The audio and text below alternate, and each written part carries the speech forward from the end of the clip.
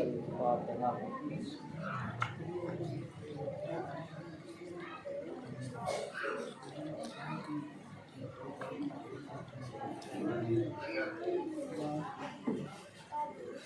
لا حول ولا قوة إلا بالله العلي العظيم۔ اعوذ باللہ من الشیطان الرجیم، بسم اللہ الرحمن الرحیم۔ الحمد للہ الذی ہدانا لہذا وما كنا لنهتدی لولا ان ہدانا اللہ، لقد جاءت رسل ربنا بالحق، الصلاة والسلام والتحیۃ والاکرام علی سید اصل ما فی الوجود، سر اللہ فی کل موجود، نقطۃ دائرۃ الوجود، صاحب لواء الحمد والمقام المحمود، مولانا و مولا الثقلین جد الحسن والحسین ابی القاسم محمد، اللہم صلی علی محمد وعلی اہل بیتہ الطیبین الطاہرین المعصومین المظلومین، ولعنۃ اللہ علی اعدائہم اجمعین من یومنا ھذا الی قیام یوم الدین۔ اما بعد فقد قال اللہ تعالی وتبارک فی القرآن الحکیم، بسم اللہ الرحمن الرحیم، کل شیء احصیناہ فی امام مبین۔ صلوات۔ اللہم صلی علی محمد وآل محمد۔ عزیزان محترم، بزرگان ملت، برادران عزیز، بندگان خدا، ماتمداران سید الشہداء، میں نے جس آیت کریمہ کی تلاوت کی وہ ایک مشہور و معروف کتاب قرآن مجید کی، ایک مشہور و معروف سورہ یاسین کی 12ویں آیت ہے کہ جس میں پروردگار عالم ارشاد فرماتا ہے کہ ہم نے ہر شے کے علم کو امام مبین میں رکھا ہے۔ اب جیسے ہی یہ آیت نازل ہوئی، لوگوں نے سوال کرنا شروع کیا کہ یہ امام مبین سے مراد کیا ہے۔ مسجد نبوی میں رسول اللہ بیٹھے ہیں، سب سوال کر رہے ہیں کہ جو ہے اس آیت سے مراد کون ہے، امام مبین سے مراد کون ہے۔ لوگوں نے کہا کیا توریت مراد ہے؟ رسول اللہ نے کہا نہیں، توریت مراد نہیں ہے۔ کہا کیا ظہور مراد ہے امام مبین سے؟ کہا نہیں، ظہور بھی نہیں ہے۔ کہا کیا انجیل مراد ہے؟ کہا انجیل بھی نہیں ہے۔ کہا کیا قرآن مراد ہے؟ کہا قرآن بھی نہیں ہے۔ اب کیا دیکھتے ہیں کہ مولا کائنات مسجد نبوی کی طرف آ رہے ہیں۔ مسجد نبوی میں داخل ہوئے، سلام کیا، رسول نے بعد سلام کے بعد علی کے شانے پر ہاتھ رکھا اور لوگوں سے کہا پوچھو کیا پوچھ رہے تھے، معلوم کرو کیا معلوم کر رہے تھے۔ لوگوں نے کہا کہ اس امام مبین سے مراد کیا ہے؟ کہا ھذا امام مبین، یہ امام مبین ہے، یہ امام مبین ہے۔ رسول اللہ نے بتا دیا کہ امام مبین کون ہے۔ اللہ نے ہر شے کے علم کو ذات علی کے اندر رکھا ہے، ذات علی کے اندر رکھا ہے۔ اسی لیے رسول منبر پر جاتے تھے اور کہتے تھے سلونی سلونی قبل ان تفقدونی، جو پوچھنا ہے پوچھ لو اس سے پہلے کہ میں تمہارے درمیان سے گزر جاؤں۔ میں زمین کے راستوں سے زیادہ آسمان کے راستوں کو جانتا ہوں، زمین سے زیادہ آسمان کے راستوں کو جانتا ہوں۔ لوگوں کو پتہ چل گیا کہ امام مبین سے مراد کون ہے؟ مولا کائنات۔ اسی وجہ سے مولا کائنات نے کہا کہ جو جس کتاب کا ماننے والا ہو میرے سامنے آئے، سوال کرے، میں توریت والوں کو توریت سے جواب دوں گا، انجیل والوں کو انجیل سے جواب دوں گا، زبور والوں کو زبور سے جواب دوں گا، قرآن والوں کو قرآن سے جواب دوں گا۔ اب یہ بتا دیا، یعنی اللہ نے ہر شے کے علم کو امام مبین میں رکھا ہے، مولا کائنات میں رکھا ہے۔ اسی وجہ سے مولا کائنات جنگ صفین سے واپس آ رہے ہیں، راستے میں ایک دریا پڑا، پوری توجہ چاہتا ہوں سارے مجمع کی کہ راستے میں ایک دریا پڑا۔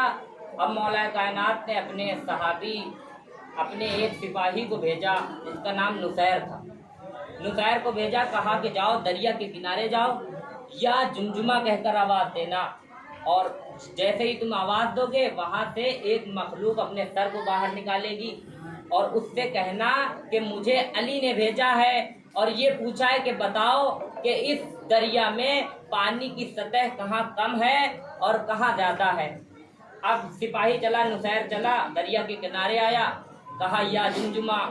اب کیا دیکھتا ہے کہ ہزاروں کی تعداد میں مخلوق سر کو باہر نکالا، ہزاروں کی تعداد میں مخلوقات نے اپنے سر کو باہر نکالا اور پوچھا، پوچھو کیا پوچھنا چاہتے ہو۔ نصیر تعجب میں پڑ گیا کہ مولائے کائنات نے کہا تھا کہ ایک نکلے گی، یہاں تو ہزاروں کی تعداد میں مخلوقات نے اپنے سر کو باہر نکالا، پوچھو تو پوچھوں کس سے۔ اب ایک مرتبہ دوڑتا ہوا گیا، مولائے کائنات سے پوچھتا ہے کہ وہاں تو ہزاروں کی تعداد میں نکلی۔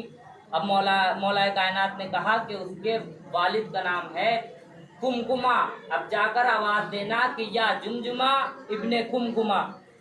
اب جیسے ہی نصیر گیا دریا کے کنارے، کہا یا جمجمہ ابن کمکما۔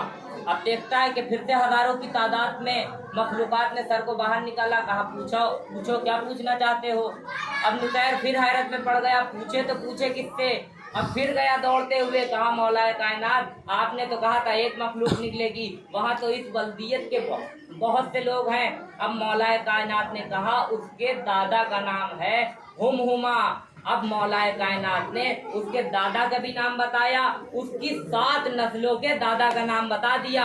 اب جو ہے نصیر چلا، دریا کے کنارے پہنچا، کہا یا جمجمہ ابن کمکما ابن ہما ابن فلا 7 نسلوں کے نام لیے۔ کیا دیکھا، ایک مخلوق نے اپنے سر کو باہر نکالا اور پوچھا کہ پوچھو کیا پوچھنا چاہتے ہو۔ اب نصیر نے کہا مجھے علی نے بھیجا ہے اور پوچھا ہے کہ مجھے یہ بتاؤ کہ اس دریا میں پانی کی سطح کہاں کم ہے کہاں زیادہ ہے، تاکہ ہم اپنے قافلے کو گزاریں۔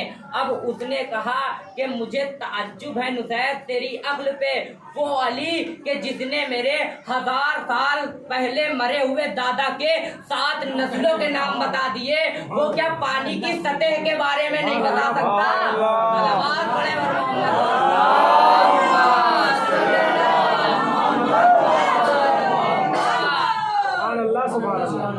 بارے ذات عظمت مولائے کائنات کہ جو اپنے وجود کے اپنے ظاہری کمالات کو چھپا لے تو توحید کو بچا لے، اور شب ہجرت بستر رسول پر چادر اوڑھ کر اپنے وجود کو چھپا لے تو رسالت بچا لے۔ صلوات پڑھے بر محمد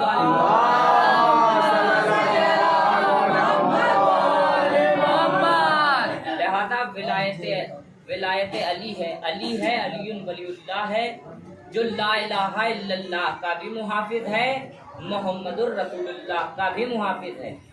توجہ ہی نہیں فرمائی آپ نے، میں نے کیا کہا؟ لا الہ الا اللہ کا بھی محافظ ہے، محمد الرسول اللہ کا بھی محافظ ہے، یعنی توحید کا محافظ ہے اور رسالت کا بھی محافظ ہے۔ تو سوچنے کی بات ہے، جب رسالت بغیر علی کے سلامت نہیں رہتی تو کسی کا ایمان بغیر ولایت علی کے کیسے سلامت رہ سکتا ہے؟ صلوات پڑھے اور محمد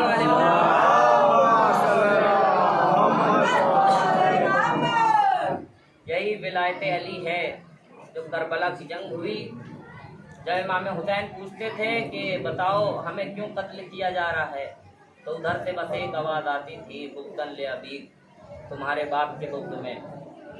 ہاں دادارو، وہ وقت بھی آیا کہ امام حسین تب کڑیل جوان علی اکبر شہید ہو گیا۔ وہ وقت بھی آیا کہ جناب قاسم کا لاشا آیا ٹکڑوں میں۔ وہ وقت بھی آیا کہ جناب اون محمد کا لاشیں لے کے آئے۔ وہ وقت بھی آیا کہ جناب علی اکبر کے نیزہ لگا۔ وہ وقت بھی آیا کہ عباس کے بازو اٹھانے پڑے۔ ہاں دادارو، سائنس کہتی ہے کہ 6 مہینے کے بچے کا وزن 8 سے 10 کلو ہوتا ہے، لیکن تاریخ کہتی ہے، ہسٹری کہتی ہے کہ جو جناب علی اصغر کے تیر لگا ہے نا، وہ 12 کلو کا تھا۔ ہاں دادارو، جناب علی اصغر کی شہادت ہو گئی، سب کوئی نہ بچا۔ اب امام حسین رخصت کے لیے آئے۔ امام حسین کی 3 رخصت ہیں۔ پہلی رخصت کس سے ہے؟ اپنے بیٹے سجاد سے ہے۔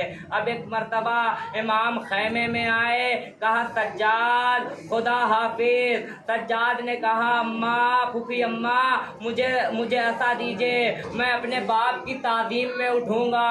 امام حسین نے کہا نہیں بیٹا، تم بیمار ہو، لیٹے رہو، میں تمہیں امامت دینے آیا ہوں۔ امامت کا عہدہ تمہارے حوالے کرنے آیا ہوں۔